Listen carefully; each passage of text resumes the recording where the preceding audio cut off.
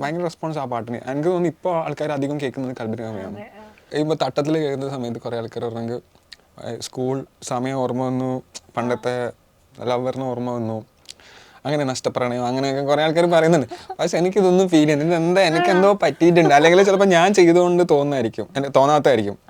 Lyrics actually കുറച്ച് ഭയങ്കര history ഒരു അങ്ങനെ ഉണ്ട്. അല്ലെ മറ്റേ മക്കയിലത്തെ മറ്റേ കാബ, മറ്റേ സംസം എന്നില്ല, അതൊക്കെ ഭയങ്കരമായിട്ട് അർത്ഥ തലങ്ങളുള്ള വേർഡ്സാണ്. ആ പാട്ടിന് ആക്ച്വലി അങ്ങനെ ഒരു സ്റ്റോറി ഉണ്ട്. പടം ഇറങ്ങിക്കഴിഞ്ഞ് ആൾക്കാർ കണ്ടതിന് ശേഷമായിരിക്കും, അതായത് വിഷ്വലിൽ ഒന്നിച്ച് കണ്ടതിന് ശേഷമായിരിക്കും ആ പാട്ട് ആൾക്കാർ ചിലപ്പോൾ കുറച്ചും കൂടി കേൾക്കാൻ ഒരു ചാൻസ് ഉണ്ടാവുക എന്നുള്ളത് പറഞ്ഞിട്ടുണ്ടായിരുന്നു. അതേപോലെ തന്നെ ഖൽബിനഗമേ ഇതൊന്നും ആ സിനിമ ഇറങ്ങിയ സമയത്ത് പോലും അത് അത്രയും നോട്ടീസ് ചെയ്യപ്പെട്ടിട്ടില്ല.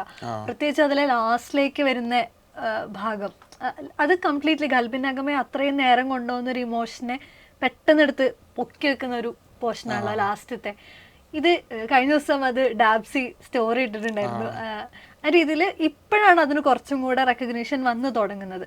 ഖൽബിനഗമേ തന്നിട്ടുള്ള ഇമ്പാക്ട്.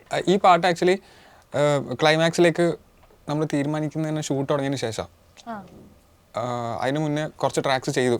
പക്ഷെ ഇത് ആക്ച്വലി മുന്നേ ചെയ്ത് വെച്ചിട്ടുണ്ടായ ട്രാക്കായിരുന്നു. പക്ഷെ ഇത് തന്നെ ക്ലൈമാക്സിലേക്ക് വെക്കാനുള്ള തീരുമാനം ഷൂട്ട് തുടങ്ങി കുറച്ച് കഴിഞ്ഞതിന് ശേഷം എടുത്താൽ. എനിക്ക് തോന്നുന്നു ഈ പാട്ട് നിമലാന്ന് തോന്നുന്നത്, എഡിറ്റർ നിമലാണ് കറക്റ്റ് പ്ലേസ്മെൻ്റ് ഒക്കെ ഫിക്സ് ചെയ്ത പാട്ടിൻ്റെ. അതായത് ഇങ്ങനെ പറഞ്ഞു കഴിഞ്ഞിട്ട് ഈ പാട്ട് ഈ ലിറിക് പോർഷൻ ഇവിടെ തുടങ്ങാന്നുള്ളത്.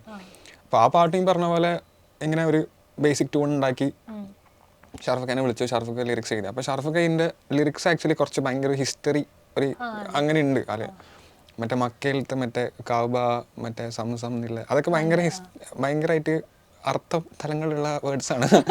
ആ പാട്ടിന് ആക്ച്വലി അങ്ങനെ ഒരു സ്റ്റോറി ഉണ്ട്. അപ്പോൾ അത് അങ്ങനെ ലിറിക്കൊക്കെ വന്നു. പക്ഷെ ഈ പറഞ്ഞ പോലെ ഷർഫുക്കയും ഷംസുക്കൊക്കെ പറഞ്ഞത് പടം ഇറങ്ങിക്കഴിഞ്ഞ് ആൾക്കാർ കണ്ടതിന് ശേഷമായിരിക്കും, അതായത് വിഷ്വലിൽ ഒന്നിച്ച് കണ്ടതിന് ശേഷമായിരിക്കും ആ പാട്ട് ആൾക്കാർ ചിലപ്പോൾ കുറച്ചും കൂടി കേൾക്കാനുള്ള ഒരു ചാൻസ് ഉണ്ടാവുക എന്നുള്ളത് പറഞ്ഞിട്ടുണ്ടായിരുന്നു. അപ്പം അതും ഇങ്ങനെ ഭയങ്കരമായിട്ട് ആൾക്കാർക്ക് ഇഷ്ടപ്പെട്ടു. അത് ഭയങ്കര റെസ്പോൺസ് ആ പാട്ടിന്. എനിക്ക് തോന്നുന്നു ഇപ്പോൾ ആൾക്കാർ അധികം കേൾക്കുന്നത് കൽബിനഗമയാണ്. ആ കഥ എന്താന്ന് ചോദിച്ചില്ലേ? കഥ പറഞ്ഞു തന്നു, പക്ഷെ എനിക്ക് മറന്നുപോയി. അതെന്താന്ന് വെച്ചാൽ ഈ മക്കയിലെ ഇങ്ങനെ അവരിങ്ങനെ നമ്മൾ ഒരു പ്രദക്ഷിണം പോലെ വെക്കുന്ന, അങ്ങനെ കറക്റ്റ് ടേമാണോ എന്നറിയില്ല അത്. അപ്പോൾ അവിടെ നിന്ന് വരുന്ന മറ്റേ ഒരു സംസം എന്നില്ല, അതാണ് വെള്ളം. അത് പിന്നെ ഇത് ഭയങ്കര ഒരു ചെറിയ വേർഡിൽ പറയുകയാണെന്നുണ്ടെങ്കിൽ അതൊരു അൾട്ടിമേറ്റ് ലവ് എന്നാണ് പറയുന്നത്. ആ അൾട്ടിമേറ്റ് ലവിനെ പറ്റി പറയുന്ന ഒരു സംഭവമാണ് അത്. ഭയങ്കര ഡീപ്പായിട്ട് സാഹിത്യം ആയതുകൊണ്ട് അത് പറഞ്ഞു കഴിഞ്ഞാൽ തെറ്റ് പറഞ്ഞു കഴിഞ്ഞാൽ ചിലപ്പോൾ പണിപ്പാളും. അതുകൊണ്ട് അതിന് ആക്ച്വലി പ്രോപ്പറായിട്ട് ഒരു ഭയങ്കരമായിട്ടൊരു മീനിങ് ഉണ്ട് ആ പാട്ടിൻ്റെ ലിറിക്സിന്. അത് ഭയങ്കര ക്ലെൻസിങ് ഫീൽ ഉണ്ട്. ഇപ്പം ഇത് കേൾക്കുന്ന സമയത്ത് നമുക്ക് പ്രത്യേകിച്ചും പകലിരവുകളുടെ റബ്ബ് എന്ന് പറഞ്ഞ് അത് കയറി വരുന്ന സമയങ്ങളിൽ ഇമോഷണൽ വെയിറ്റേജ് തോന്നും കേൾക്കുന്ന ആൾക്കാർക്ക്. ഇത് കമ്പോസ് ചെയ്യുന്ന സമയത്ത് ശ്രീഹരിക്ക് അങ്ങനത്തെ ഫീലിങ്സ് വന്നിട്ടുണ്ടോ? എനിക്ക് അറിയുന്നില്ല, എനിക്ക് എന്താ തോന്നാത്തൊന്നുമില്ല. എനിക്ക് അങ്ങനെ ഒന്നും ഫീൽ ചെയ്യുന്നില്ല.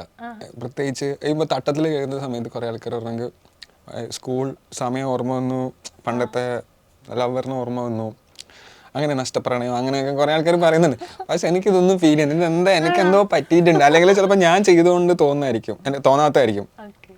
ഇതിന്റെ പ്രോസസ്സിന്റെ സമയത്തും ഈ ലിറിക്സ് ഹിറ്റ് ചെയ്യില്ല, വന്നിട്ടില്ല?